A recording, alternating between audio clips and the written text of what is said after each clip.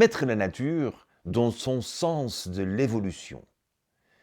Nous avons un grand problème, c'est que nous avons beaucoup discuté du problème de la biodiversité, la perte des écosystèmes, cette incapacité de faire quand même renaître ce dynamisme de la nature après une industrialisation féroce, avec une pollution qui a quand même touché l'air, terre et eaux. Et nous avons toujours eu ce réflexe que nous devons réduire notre impact sur la nature. Nous nous sommes même contentés de pouvoir dire qu'on a moins d'impact. Mais, mesdames et messieurs, mes amis, on ne peut pas avoir moins d'impact. On ne peut pas avoir d'impact. Il faut que nous changeons ce concept d'avoir moins d'impact dans une clarté dans notre tête, que nous allons remettre la nature sur son évolution naturelle. C'est la nature a besoin de pouvoir évoluer. Le cas que nous avons travaillé en détail, c'est évidemment Las Gaviotas. Nous avons démarré avec la plantation d'un pin, un pin qui avait la possibilité de changer les lois de la physique en changeant la température du sol, qui a permis de changer la différence entre la température de la pluie et la température de la terre.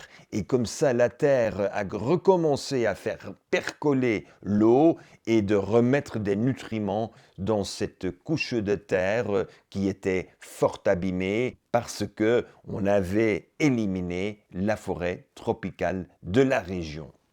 Alors, tout en recommençant avec un arbre qui était capable de soutenir cette haute température, nous avons réussi à régénérer la biodiversité. Eh bien, c'est exactement ça ce que nous devons chercher chaque fois. Ce n'est pas de remettre une espèce dans un état de survie. Il faut que nous soyons capables de regarder comment nos actions puissent résulter dans une régénération de cette capacité de la nature de évoluer naturellement.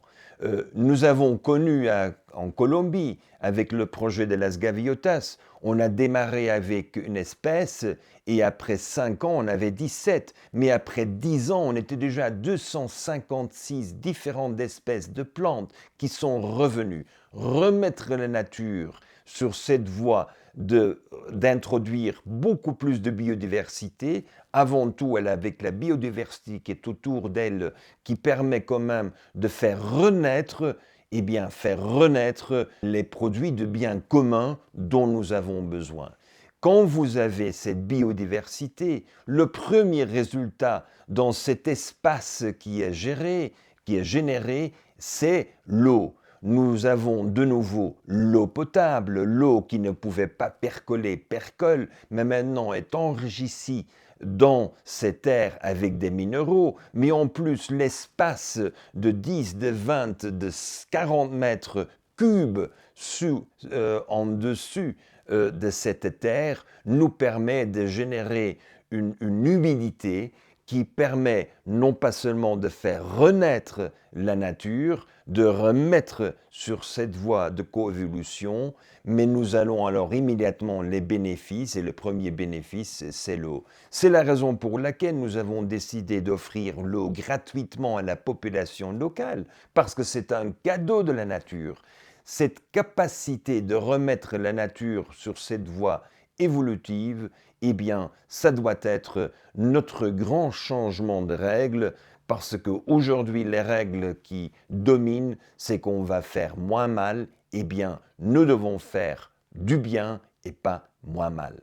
Nous avons terminé ce principe sur remettre la nature sur son évolution.